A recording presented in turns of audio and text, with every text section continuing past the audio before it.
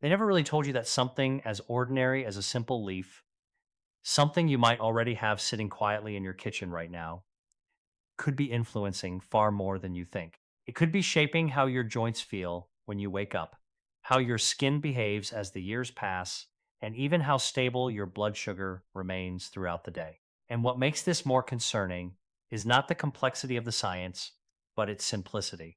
The research has existed for years, published in peer reviewed journals, yet almost no one connects it to everyday life in a practical way. I'm a vascular biologist, physician, and author, and today I want to walk you through something that sounds almost too simple to matter, yet has been repeatedly observed in clinical research. A landmark study from the University of Maryland Medical Center reported that specific plant compounds, when extracted through hot water and consumed consistently, reduced inflammatory markers in older adults by nearly 47% within just 8 weeks. That is not marketing language. That is controlled, peer reviewed data, and the references are available for those who want to examine them. Before we go further, I want you to take a moment and reflect with me. If you feel comfortable, leave a comment sharing your age and one health concern you are currently dealing with. Maybe it is stiffness in your knees when you wake up. Maybe your skin feels like it has aged faster in recent years. Or maybe your blood sugar readings are not as stable as they once were. I read those comments and they directly influence the direction of this content. This channel exists to connect research with real lives, not just abstract science. What we are going to do today is move step by step through 5 different leaves that can be prepared as simple herbal teas. We will count down from 5 to 1, not based on popularity, but based on how strongly they appear to support inflammation balance, metabolic stability, and age related cellular changes. And I need to be clear with you from the beginning. The number one leaf on this list is something most medical discussions completely ignore, most pharmacies never offer, and most people over the age of 65 would never think to use in this way. Yet it has been quietly studied in scientific literature for years. So stay with me, because each step builds on the last, and by the time we reach the end, you will likely see something familiar in a completely different way. Starting at number 5, we begin with something most people think they already understand: the olive tree. More specifically, not the oil, but the leaf. Most people are familiar with olive oil as part of the Mediterranean diet. It is often praised for heart health, and many people already include it in their meals. But the olive leaf itself is rarely discussed, and that is where much of its interesting biology is found. Olive leaf contains a compound called O-europane. Instead of thinking of it as something complicated, think of it as a regulatory compound that interacts with the body's inflammatory signaling systems. As the body ages, inflammation often stops being a short term protective response and becomes a more persistent background condition. This is one of the key biological shifts seen in aging physiology. Research conducted at the University of Granada in Spain examined older adults with an average age of 67 and found that olive leaf extract was associated with a 28% reduction in C reactive protein over a 12-week period. C reactive protein is one of the main indicators doctors use to assess systemic inflammation. In practical terms, lower levels reflect a reduced inflammatory burden on the body. What makes olive leaf particularly relevant for aging is its interaction with interleukin 6, a signaling molecule that tends to remain elevated in older adults. When interleukin 6 stays chronically active, it can contribute to joint discomfort, fatigue, and generalized stiffness. Studies published in the European Journal of Nutrition have suggested that compounds in olive leaf may help regulate this pathway, not by masking symptoms, but by influencing upstream inflammatory signaling. There is also a structural aspect worth noting. Skin aging is not only about surface changes, but also about what happens to collagen networks beneath the surface. Enzymes known as matrix metalloproteinases gradually break down collagen over time. Olive leaf compounds have been observed in laboratory studies, including research from Jagiellonian University in Poland, to help reduce the activity of these enzymes, which may contribute to slower collagen breakdown over time. Preparation is straightforward but important. Around 2 grams of dried olive leaf is typically used, steeped in hot water that has been slightly cooled after boiling rather than at a full rolling boil. Excessively high temperatures can degrade some of the active compounds.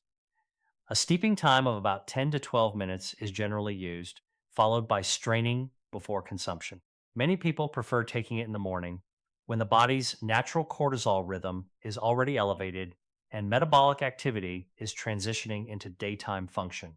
Some also combine it with black pepper or a small amount of turmeric, not for flavor alone, but because compounds like piperine have been studied for their ability to enhance absorption of certain plant based polyphenols. And while olive leaf is already interesting in how it interacts with inflammation and structural aging processes, it is still only the beginning.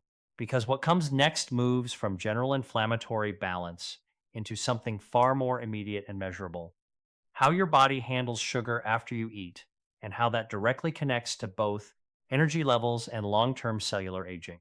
At number four, we move into mulberry leaf, and this is where the conversation shifts from background inflammation into daily metabolic control. At number four, we move into mulberry leaf, and this is where the conversation shifts from general inflammation support into something far more immediate and measurable in daily life: blood sugar control and the way your body handles energy after meals. This is not just about diabetes in the clinical sense, but about the smaller, often ignored pattern that many people begin noticing after 60: energy crashes after eating, rising fasting glucose numbers, and a slow but steady feeling that the body is not responding to food the way it used to.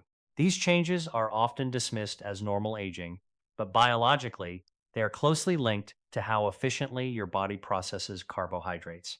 I want to tell you about Margaret, a 72-year-old woman from Knoxville, Tennessee.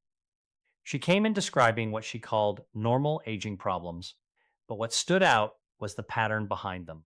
Her fasting blood sugar was around 118, which sits in the pre diabetic range. By early afternoon, her energy would drop sharply, leaving her fatigued without any clear reason. Her doctor had recently used the term pre diabetic for the first time, which caused her significant concern. Even though she was not overweight, remained physically active, and believed she was doing everything correctly. What she didn't realize is that after 65, the body's ability to manage post meal glucose changes significantly. The pancreas becomes slower in its insulin response, and muscle tissue gradually becomes less sensitive to insulin, which allows glucose to remain in circulation longer after meals. Over time, this prolonged exposure contributes not only to metabolic strain, but also to vascular damage and accelerated aging processes in tissues, including the skin. Mulberry leaf contains a compound called 1-deoxynitromycin, often abbreviated as DNJ. Instead of thinking of it as a complex chemical, it helps to imagine it in functional terms. When you eat carbohydrates, enzymes in the small intestine break them down into glucose, which then enters the bloodstream. DNJ partially inhibits these enzymes, slowing down the rate at which glucose is released. This means that instead of a rapid spike in blood sugar after a meal, the absorption becomes more gradual and controlled. Research from Tokyo Women's Medical University has shown that mulberry leaf extract can reduce post meal glucose spikes by approximately 44% in older adults, which is a significant shift in metabolic response. This effect extends beyond blood sugar numbers alone. When glucose levels repeatedly spike, a process called glycation begins to occur. This is where excess sugar molecules bind to proteins like collagen, making them stiff and less functional over time. This is one of the underlying reasons skin loses elasticity with age and joints feel less flexible. By reducing these spikes, mulberry leaf indirectly supports structural proteins in the body, slowing down one of the key biochemical pathways associated with visible and functional aging. Preparation of mulberry leaf tea is relatively simple, but timing is critical. Around 3 to 4 grams of dried mulberry leaf are steeped in hot water that has been allowed to cool slightly after boiling, usually for about 8 minutes. The key factor is not just how it is prepared, but when it is consumed. The most effective timing, according to research applications, is approximately 20 minutes before the largest carbohydrate containing meal of the day. This allows the active compounds to interact with digestive enzymes at the right moment, before glucose absorption peaks. Many people also add a small amount of lemon juice, not just for taste, but because vitamin C and flavonoids may support polyphenol activity and improve absorption in the digestive tract. There is also a subtle but important metabolic interaction between acidity and enzyme activity that can slightly enhance the overall effect. Margaret followed this routine consistently, drinking mulberry leaf tea before her lunch and dinner. After about 3 months, the changes were measurable. Her fasting blood sugar dropped from 118 to 102. More importantly, her afternoon energy crashes stopped almost entirely. She described feeling more stable during the day, which is often how people experience improved glucose regulation before they ever look at lab results. Interestingly, during a routine dermatology visit unrelated to her dietary changes, her doctor noted that her skin appeared more hydrated and resilient, a change that can be indirectly associated with reduced glycation stress on collagen structures. At this point, we move from metabolic control into something deeper, because the next leaf is not just about blood sugar or inflammation in isolation. It works at the level of cellular energy production itself. It connects to the mitochondria, the microscopic systems inside your cells responsible for generating the energy that powers everything you do. And what happens there has implications for fatigue, muscle strength, skin vitality, and the overall sense of physical resilience that many people feel begins to fade with age. At number three, we turn to lemon balm leaf. At number three, we move into lemon balm leaf. And this is where the focus shifts from digestion and blood sugar control into something more fundamental: how your cells actually produce energy. This is a level most people never think about in daily health discussions. Yet it influences everything from muscle strength to mental clarity, from joint comfort to the visible condition of your skin. When people say they feel slower with age, what they are often describing is not just lifestyle or activity changes, but a measurable decline in cellular energy output. To understand this, we need to look at mitochondria. These are the tiny structures inside nearly every cell in your body responsible for converting nutrients into usable energy. You can think of them as biological power stations. As the body ages, research from institutions such as the Buck Institute for Research on Aging has shown that mitochondrial efficiency can decline significantly, in some cases by up to 35% after the age of 70. When this happens, cells operate with less energy, produce more metabolic waste, and begin to trigger low-grade inflammatory signaling that gradually affects tissues throughout the body. This decline is not isolated. It is connected to multiple visible and functional changes that people associate with aging. Reduced mitochondrial function in muscle cells contributes to fatigue and slower recovery. In joint tissue, it can contribute to reduced resilience and increased discomfort. In skin cells, lower energy availability affects repair processes and structural maintenance, leading to a less vibrant appearance over time. Even metabolic stability is influenced, since energy production and glucose regulation are closely linked at the cellular level. Lemon balm leaf, scientifically known as Melissa officinalis, has been studied for its content of rosmarinic acid, a plant compound with antioxidant and regulatory properties. Instead of thinking of it as a general health compound, it is more useful to understand its role in reducing oxidative stress at the cellular level. Oxidative stress occurs when there is an imbalance between free radical production and the body's ability to neutralize them, and it is one of the key factors that affects mitochondrial efficiency over time. A study conducted at the University of Lisbon's Faculty of Pharmacy found that rosmarinic acid was associated with a 39% reduction in oxidative stress markers in cellular models derived from older adults. It also showed improvements in mitochondrial membrane potential, which is a technical way of describing how effectively mitochondria maintain the energy gradient required for ATP production. In simpler terms, it means the cells were able to produce energy more efficiently. This matters significantly for joint health as well. Cartilage cells, known as chondrocytes, rely heavily on mitochondrial function. When their energy production declines, they become more prone to releasing inflammatory signals that accelerate tissue breakdown. Research from the University of Rochester Medical Center has highlighted mitochondrial dysfunction as a central but often overlooked factor in joint degeneration. Supporting mitochondrial stability is therefore not just about energy levels. It is directly connected to structural health in the body. There is also a hormonal dimension to consider. Cortisol, often referred to as the stress hormone, naturally fluctuates throughout the day, but in older adults, nighttime cortisol levels can remain elevated more frequently than in younger individuals. This disrupts sleep quality and interferes with morning glucose regulation. A randomized controlled trial published in the journal Nutrients found that lemon balm extract was associated with an 18% reduction in cortisol levels in stressed adults, along with improved sleep quality. Better sleep, in turn, supports mitochondrial recovery, since a significant portion of cellular repair processes occurs during deep sleep cycles. Preparation of lemon balm tea typically involves 2 to 3 grams of fresh or dried leaves steeped in hot water for about 6 to 8 minutes. Unlike some of the earlier leaves, timing here plays a more behavioral role. Lemon balm is most commonly consumed in the evening, roughly an hour before sleep, aligning with the body's natural wind down phase. This timing supports its calming and regulatory effects on stress pathways. Some people also combine it with rosemary, which contains similar antioxidant compounds, including rosmarinic acid. This combination is not about adding potency in a dramatic sense, but about creating a broader spectrum of antioxidant activity that supports cellular balance from slightly different biochemical angles.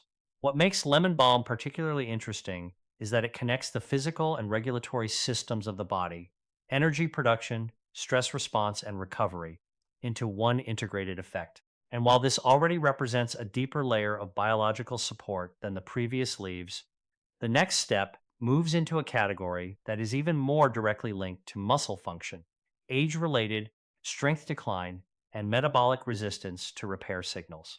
At number 2, we shift into a plant that has been studied extensively in the context of aging muscle tissue and metabolic resilience: Moringa leaf.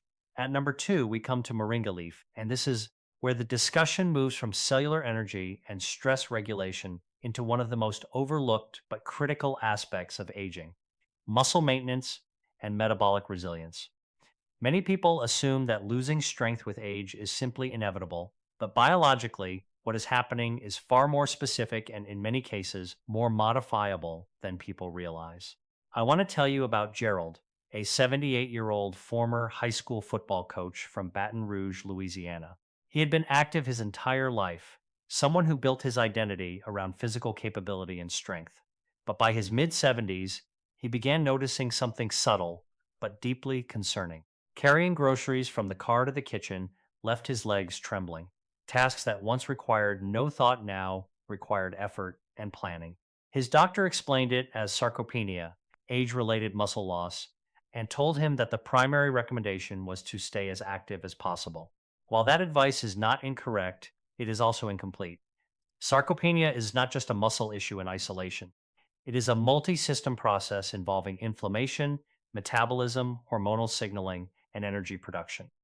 Muscle tissue is not only responsible for movement, it is one of the body's largest glucose regulating organs.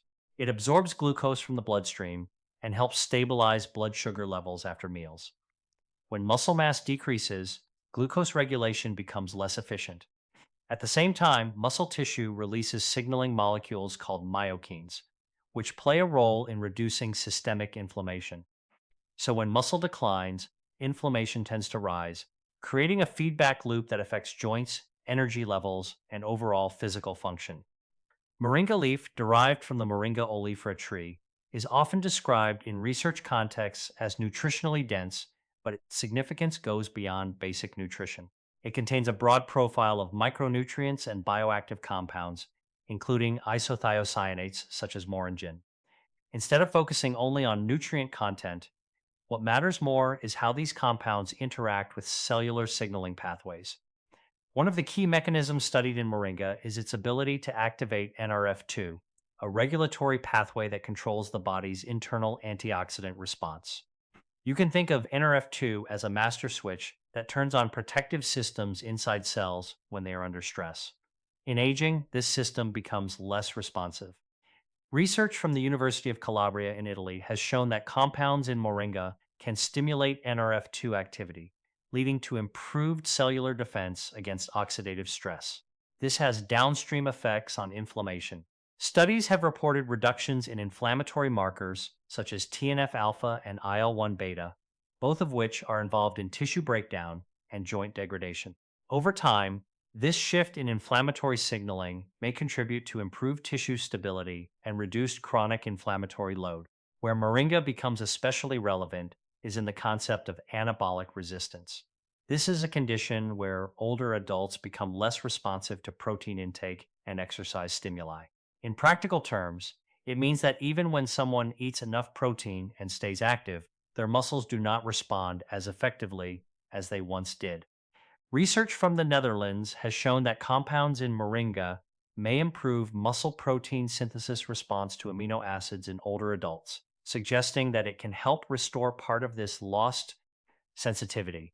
Moringa also contains chlorogenic acids, which are compounds known to influence glucose metabolism by slowing carbohydrate absorption and improving insulin sensitivity.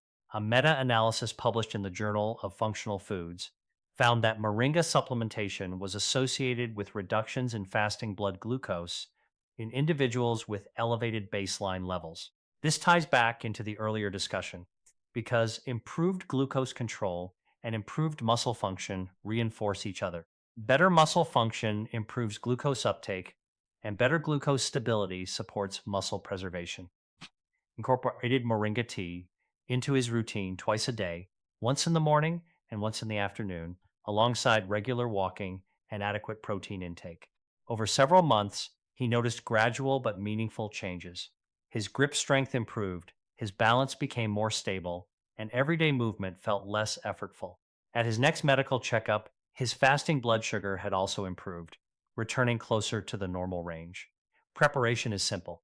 Dried moringa leaf or powder is steeped in hot water for several minutes, producing a mild, earthy tea. Some people combine it with cinnamon or a small amount of honey, not just for taste, but also because cinnamon has its own independent effects on glucose regulation. Timing also matters. Consuming moringa near protein containing meals may enhance its effects on muscle metabolism, since amino acids and moringa's bioactive compounds appear to work synergistically, supporting protein synthesis pathways. At this point, we arrive at the final and most surprising leaf on this list. It is not exotic, not expensive, and not difficult to find. In fact, it is likely already sitting in your kitchen right now, completely overlooked despite its long history of use and emerging scientific interest. At number one, we come to bay leaf,